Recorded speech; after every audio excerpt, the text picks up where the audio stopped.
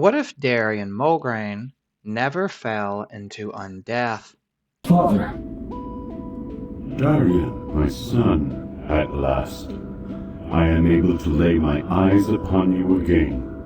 Father, I feared for your sanity. The one memory I clung to, Darion. The one thought that kept me from giving in. It was your sacrifice, my son. Father, for you, I would give my life 1,000 times.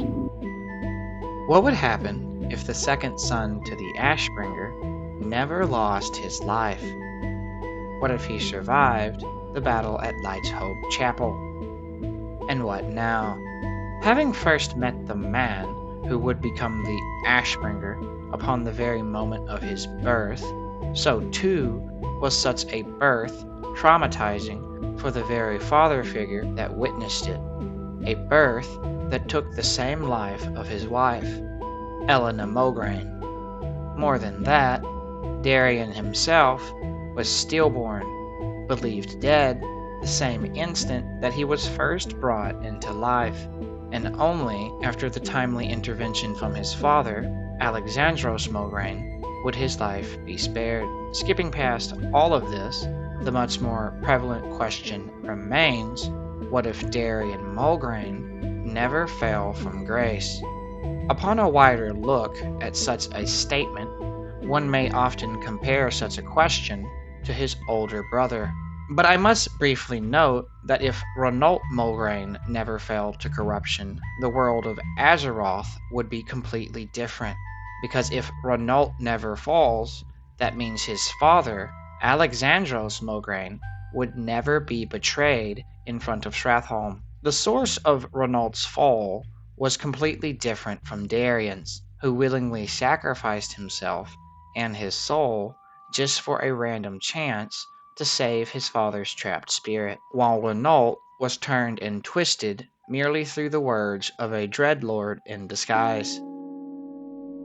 I personally do not understand why anyone ever mentions the concept that Renault Mograine was tricked into drinking Dreadlord blood. Having myself very recently reread the Ashbringer comics, and since I also grew up with them, there isn't a single panel detailing such an act. While there are implications, such as the beginning panel of the Ashes to Ashes comic, we as the reader don't know what Renault is drinking.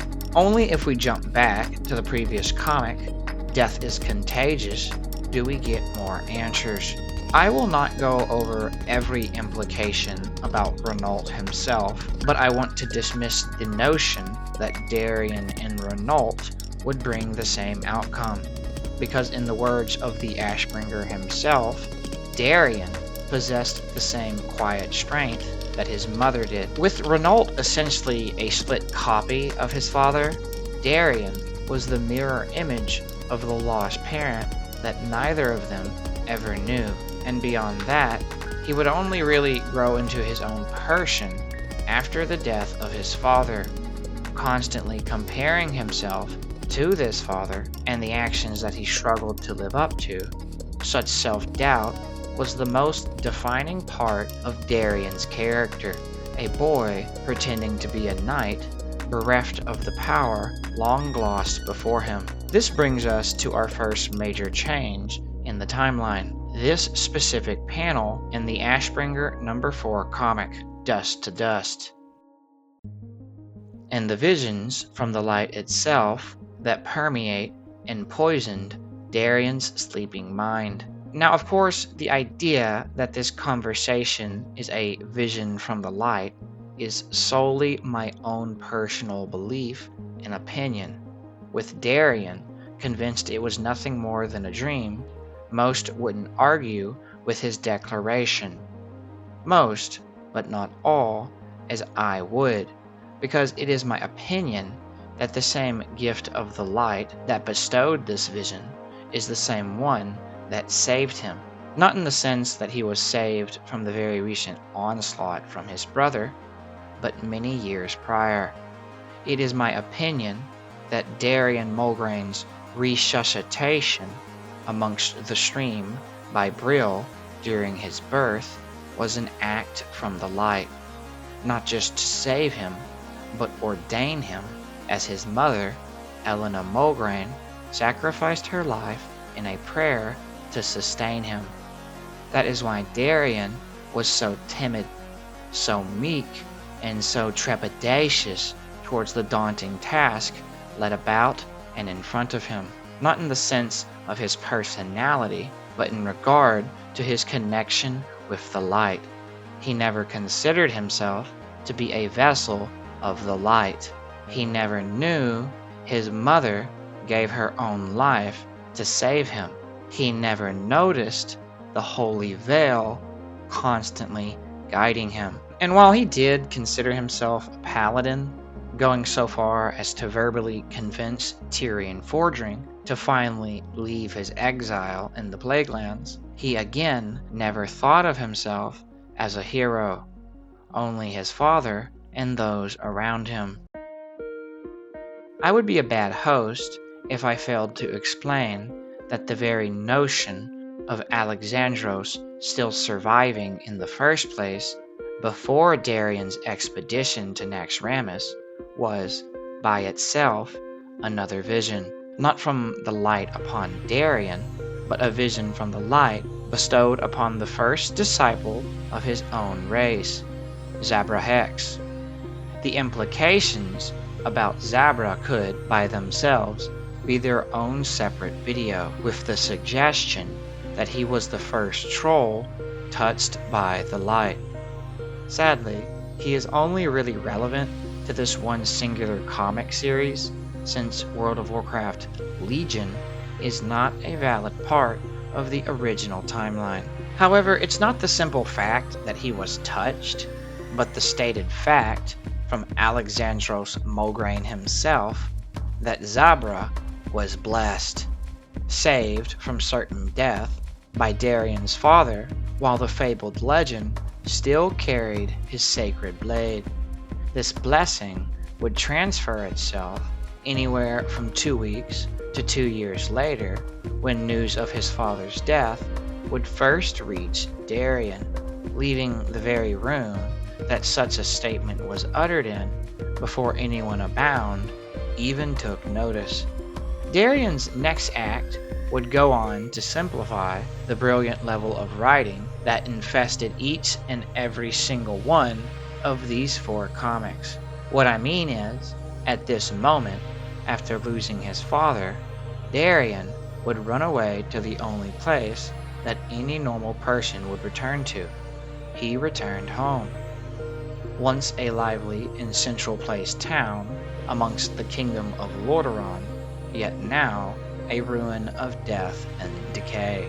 Once filled with a family and a home that he called his, now nothing but an abandoned shack.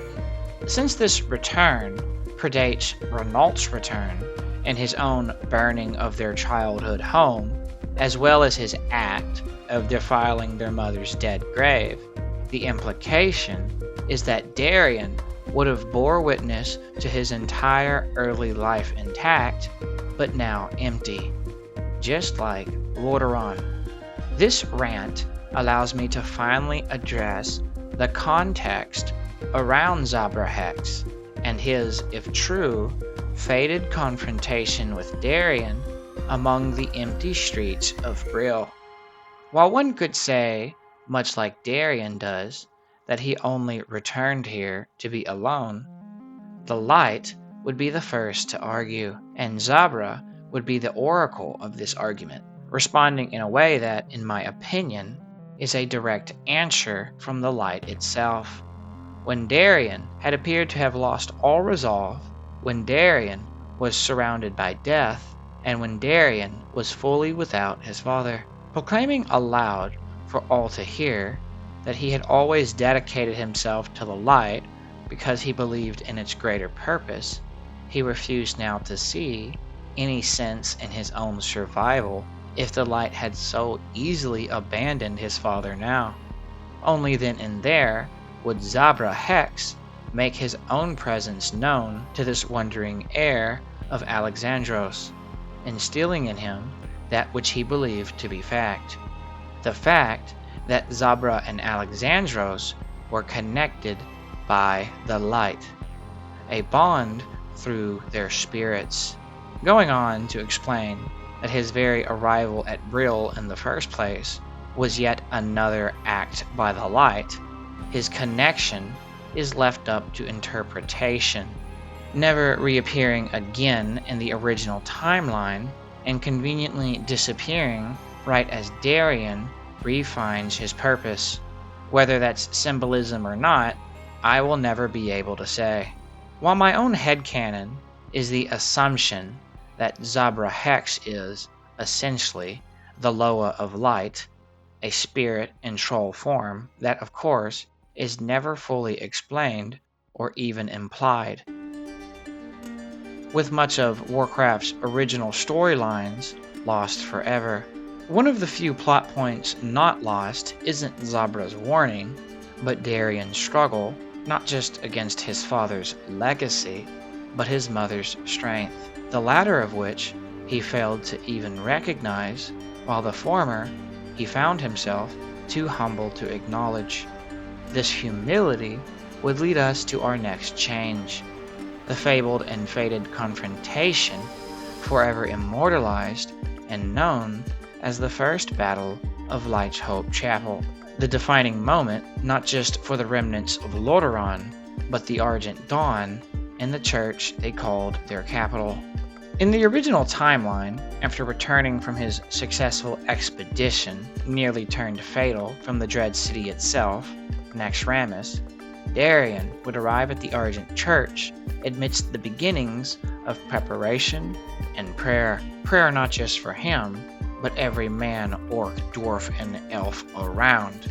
Even the Tauren and the gnomes too, holding on to the assumption that the timeline of these comics would place them after the Third War. Not just after the Third War, but from the inclusion of Tauren knights alongside Night Elven archers clad in Silver Dawn armor. The implications from this specific comic would suggest several years after the war, after the formation of Thrall's new horde and the arrival of noble Tauren upon the Eastern Kingdoms, but before the awakening of the Lich King and the horror that such an awakening would unleash. A lot of these things in Warcraft are regrettably always left up only to implication, partially because of the rotating hands that touch the lore, but also the ever unpredictable and unreliable nature of being a game first and a book of lore second. It's the little things that contribute to this. The fact that Darion and Renault have no exact date ever given for their birthdays, the fact that the timeline is only really relevant inside the game itself, and even then, barely, but also the fact that almost every aspect about World of Warcraft is polluted with ever-changing lore. Putting all of this aside, as Darion would promptly dismount his horse before strolling towards Maxwell Tyrosus, the following exchange would proceed exactly the same here as it did in the original timeline. Entering the sacred and remote chapel before descending the ever-winding and decrepit staircase before them, only then would Darion see it. Not a basement or an underground storage area, but a secret tomb, secure and sealed away. I should explain that if the implications from this comic and other external source material holds to be true, this tomb cannot be older than 10 to 15 years, if even that, because these holy, revered, and most honored of bodies were only redug from their graves and placed here after the death of King Tyrannus II. Pressing past this plot point just as quickly as Lord Maxwell himself did, the following evening would be difficult for any living being to bear, mainly because the Plaguelands weren't a place meant for the living, but partially because of Darion's dreams. Similar to the very same dreams I mentioned earlier in this video, I must repeat my declaration and personal belief that these aren't just dreams. They're visions from the light manifesting themselves as dreams to guide Darion. And the only reason he convinces himself that these are just dreams is because, again, he constantly doubts his own self-worth. Something that refused to change even now, as in his latest vision, his father's spirit was forever condemned into oblivion. While yes, narrowly 1 to 2 days prior, his father's spirit would have spoken to him through the blade before guiding him to the Scarlet Monastery, and from there projecting himself as an ethereal being to slay his firstborn son. The problem is, since this moment, his father would have remained silent, and the greatest fear of his now last living son is that nothing would change.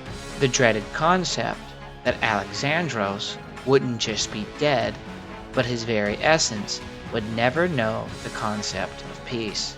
A degree of peace and tranquility that became swiftly brought to ruin as the morning sun rose high before becoming blighted, polluted, and pierced by a veiled cloud of flapping black overhead and a sea of undeath swarming below. With the comic itself making a mention that this horde was like blades of grass in a field, the implication is there was too many to count, and the only thing that held such heroes together in the face of this undeath was their faith. Faith in the light, first and foremost, of course, but also the faith they held in each other, fighting not for fame or money, but to defend all life on Azeroth. Even when the option for these champions to flee prior to battle came up, not one singular knight took up the offer. Shouting aloud that they were soldiers of the light, that they fought for freedom and valor for all, they charged not into certain death, but towards the prospect of a future worth living, to die here in order to save those not yet born. This is the battle that the second son of Alexandros, the last living Mograine, would find himself a part of, deciding the fate of all life on the planet. A battle of such importance that Tyrion Fordring, convinced by Darion days prior, would also arrive during its final moments. And yet, despite all of this, in the original timeline, and here in ours too, these warriors of the light would find themselves slowly edged away, with the arrival of Kel'Thuzad foreshadowing the end of the living and the eradication of all light and hope upon their chapel. Only in his final hour, with the realization that the Ashbringer alone, at least in its corrupted form, was not enough to turn the tide, would Darion's previously buried self-doubt once again be brought to the surface. There and then, face to face with the right hand of the Lich King, with every member of his family dead and the light mocked openly in front of him, his only option left was gravitated towards, not through fear or remorse, but resolve. With the ever-glowing and still corrupt blade he held, swiftly pivoted inwards and away from those he considered his foe, only the distant gaze of Tyrion fully took sight of such an act. The same person who told Darion how to redeem his father's soul in the first place. Only an act of love, greater than the act of hatred that first condemned him, would be enough to save and purify the spirit of Alexandros, a spirit that Darion held to much higher value than his own, and something he sought to trade for. Whispering the words, "I love you, Dad," before piercing his own chest and heart with the cursed Ashbringer, the act that followed was blinding. Not a simple flicker or kindled rustle, but an eruption comparable only to the arrival of Ragnaros underneath Black Rock Mountain, eclipsing, engulfing, and encompassing every singular thing within its path. The faithful dropped to one knee in its embrace, healed of their wounds, while the undead, their taint, and the corrupt ground beneath them were purged. In the original timeline, this moment, this sacrifice, was the death of Darion, but we're going to change that right now. Let's say that this love-filled sacrifice, committed with the Ashbringer upon Holy Earth, was yet again another answer from the light. His survival after Stratholm, his meeting with Zabra Hex, and now his sacrifice. Everything in his life was ordained, predetermined, and destined to redeem and purify every failure before him. A destiny that, when combined with the 1,000 vengeful and pure spirits beneath him, not only saved him, but turned Kel'Thuzad into crumbled ash. More than that, every non-living creature within sight was either cured of disease or singed into soot, just like the blade he carried, now pure. And in the middle of this nova of light, at the center of this sacred tornado, stood a teen boy that narrowly any around could identify, once known, named, and labeled as Darion Mograine, but now his new name was spoken. The Ashbringer